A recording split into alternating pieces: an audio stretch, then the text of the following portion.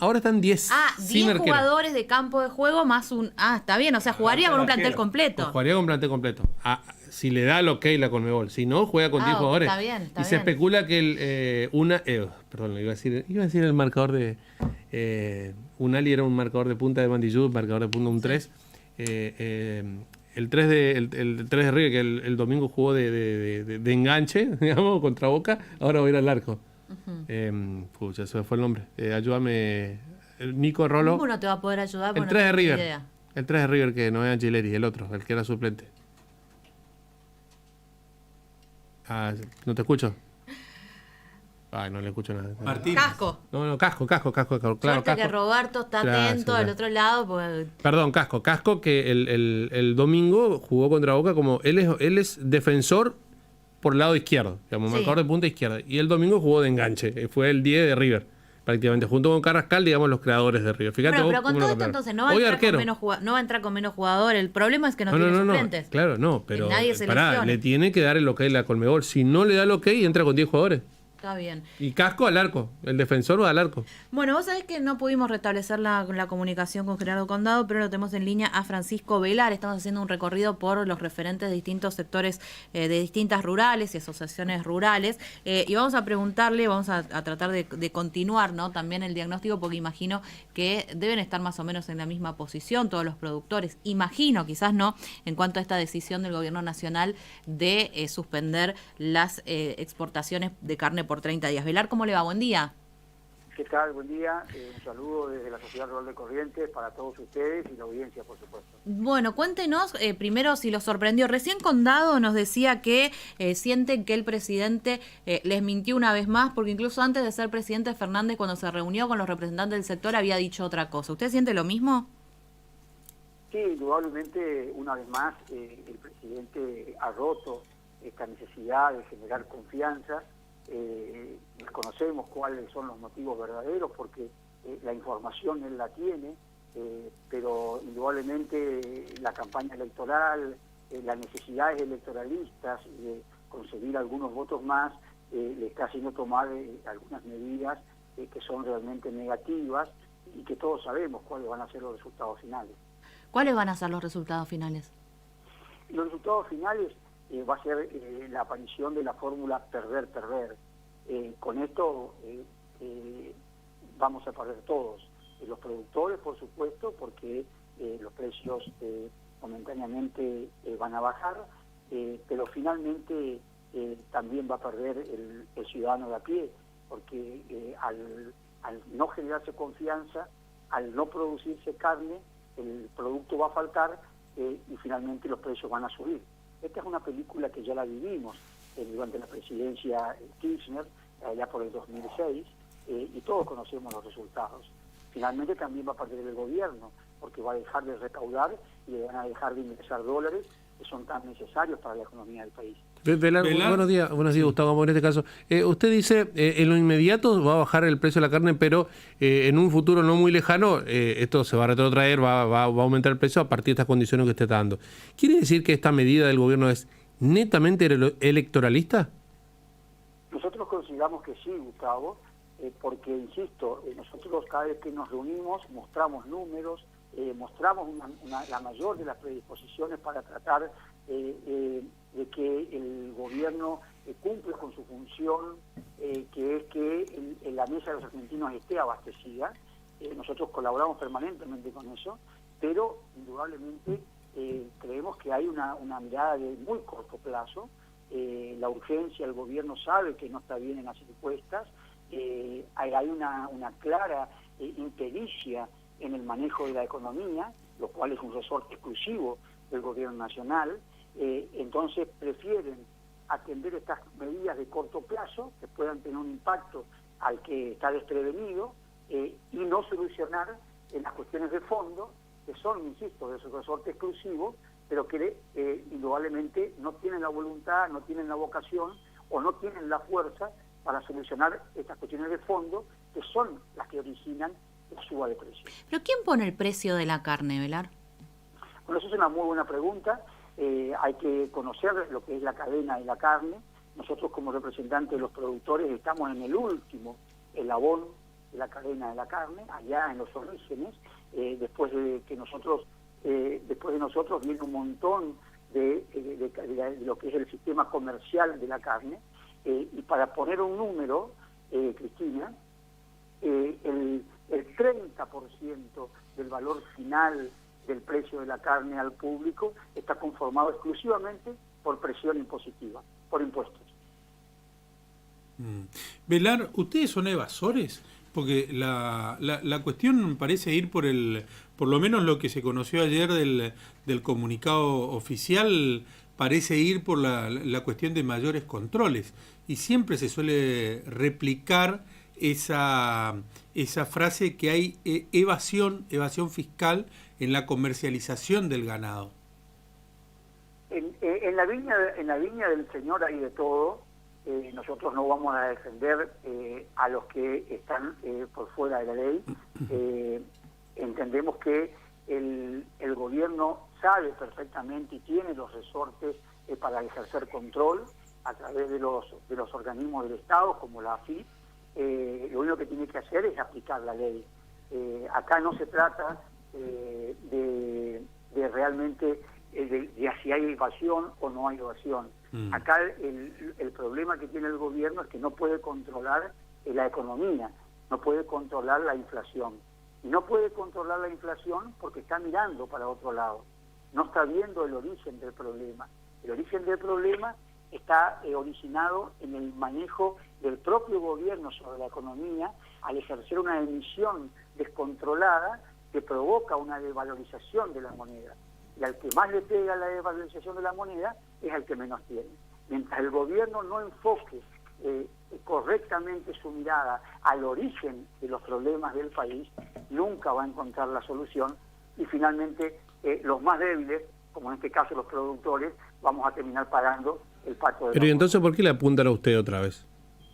Es más sencillo, Gustavo, es más fácil no reconocer su propia impericia y ver el origen del problema no en su propia responsabilidad, sino en el otro. En este caso el campo es el otro, es el generador de la inflación, el que tiene un deseo de ganancia exagerado, pero siempre estamos mirando para el lugar equivocado, no viendo el propio error del gobierno al emitir de manera descontrolada. Es una mirada, insistimos, electoralista, de corto plazo. Son dirigentes que lamentablemente en una situación tan difícil como está pasando la Argentina, no están a la altura de las circunstancias y se manejan con información equivocada. El precio de la carne, el presidente sabe que el precio de la carne en Argentina no es el mismo que se paga en Francia. Sin embargo, lo repite. ¿Esto paraliza el mercado, tira abajo los precios? ¿Cuál es la consecuencia inmediata de esto en el corto plazo, Vela? Porque pienso en la gente que tiene previsto, el caso de Corrientes, que venden sus terneros, que está en etapa de sacarse de encima la hacienda, porque ya estamos encaminados en el otoño. Pienso el que ha hecho también inversiones importantes en lo que significa la calidad de vientres o de ganado que tiene la provincia de Corrientes. ¿Qué hace con todo eso? Así es, esto genera muchísima desconfianza, paraliza la economía, las inversiones. Estas son producciones de largo plazo, como usted bien decía. El criador de ternero que tiene muchísimo tiempo para fabricar, para generar su producto, desde los 9 meses de gestación, 5 o 6 meses de proceso de amamantamiento, de proceso de engorde. Son ciclos largos, y estas decisiones equivocadas, estos manotazos de ahogado que está dando el gobierno nacional, generan un enorme perjuicio. Insisto, nosotros ya vivimos esta película, y la verdad que nos produce una enorme tristeza que nuestras propias autoridades no aprendan de sus propios errores. Los resultados están a la vista: más de 120 plantas frigoríficas cerradas, más de 10 millones de cabezas de ganado que desaparecieron, 15.000 o 20.000 empleos de la industria de la carne con serias dificultades. y la gente finalmente pagando un 300% más el precio de la Velari, carne. ¿qué van a hacer? ¿Se puede volver a un escenario de la 125 con productores en las rutas cortando? Bueno, la verdad que es difícil de pronosticar, la situación es muy compleja. Nosotros hasta ahora hemos tratado de tener mesura, de actuar de acuerdo a las circunstancias tan delicadas que pasa el país, pero estas cosas uno sabe cuándo comienzan, pero nunca saben cómo terminan. Hoy están reunidas la mesa de enlace, está reunida la mesa de las carnes, hay mucho enojo, mucha preocupación. Esperemos que esto que pueda solucionar de la mejor manera y que hacemos votos para que el gobierno actúe con la mesura necesaria y pueda rectificar el rumbo. Velar, muchísimas gracias. Los saludo también, muchísimas gracias a Francisco Velares de la Sociedad Rural de Corrientes, y volvemos a tomar el contacto con el representante de Mercedes, Gerardo Condado, que había quedado pendiente antes de la pausa. Bueno, él dijo, el motivo no aparente, todos lo sabemos muy bien. ¿Cuál sería, Condado, el motivo por el cual el gobierno toma esta decisión? Bueno, esto es lo que quería expresar como a modo de opinión personal, ¿no es cierto?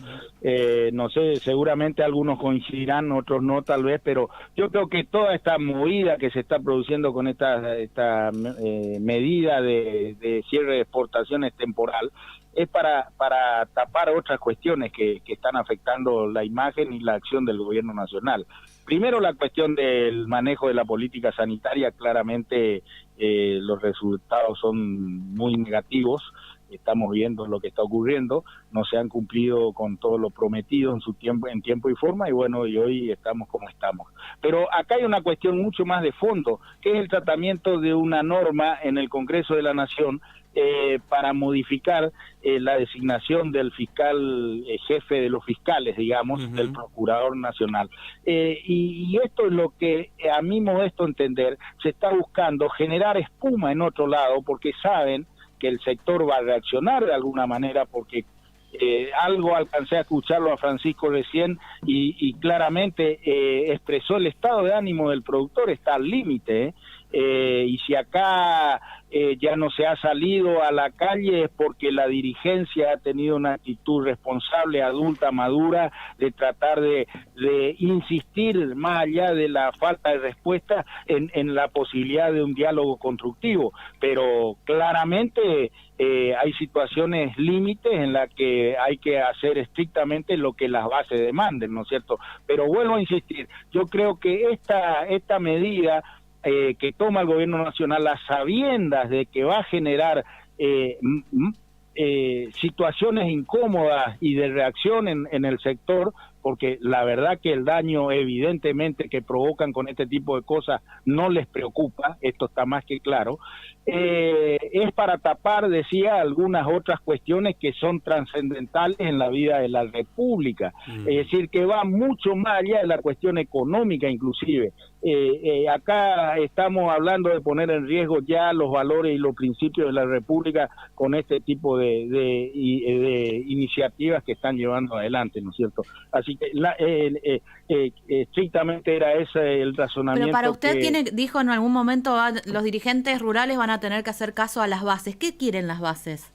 Sí, miren, las bases, hay una gran presión, por llamarlo de alguna manera, ante situaciones no tan graves como las que estamos viviendo hoy, con las declaraciones de algunos funcionarios, no nos olvidemos el intento de cierre o la propuesta de cierre de las exportaciones de maíz también en diciembre del año pasado, con el intento de intervención a Vicentina, es decir, una serie de acciones que hay productores de base que por ahí no participan en las entidades, pero que están en contacto con las instituciones de base, también léase sociedades rurales, léase cooperativas, etcétera, etcétera, que están diciendo claramente, mire, tenemos que salir a las rutas. Esto es así de clarito, tenemos que volver a la ruta porque nos están llevando puestos. El productor hay que entender que está harto, no solo de hacer esfuerzo y de tratar de sostenerse en la actividad, está harto de ser un aportante extraordinario a un Estado nacional que realmente no destina los fondos como debería hacerlo, sigue gastando más de lo que ingresa, y la única salida que le ve es seguir exprimiendo una vaca lechera que cada vez produce menos leche. Entonces, llega un momento de hartazgo. El productor por naturaleza es paciente porque su propia actividad así lo demanda. No nos olvidemos, y repito, que es una actividad al aire libre expuesta a las inclemencias o a los vaivenes de la naturaleza. Por ende, el productor, por una cuestión de lógica de su actividad, también tiene que tener cierto perfil, pero llega un momento en que se desborda, y esto es lo que no queremos que ocurra. Pero por eso insistimos desde las instituciones en la necesidad de, para tomar determinadas medidas, sentarnos a una mesa de diálogo. Y acá se venía dialogando, y lo que se venía diciendo es que busquémosle la vuelta, pero el cierre de exportaciones no beneficia a nadie. Pues se dice una cosa y se hace otra, y eso es lo que provoca la reacción del productor de base, ¿no es cierto? Condado, muchísimas gracias, muy amable ha sido. No, por favor, gracias a ustedes por la comunicación, que tengan buenos días.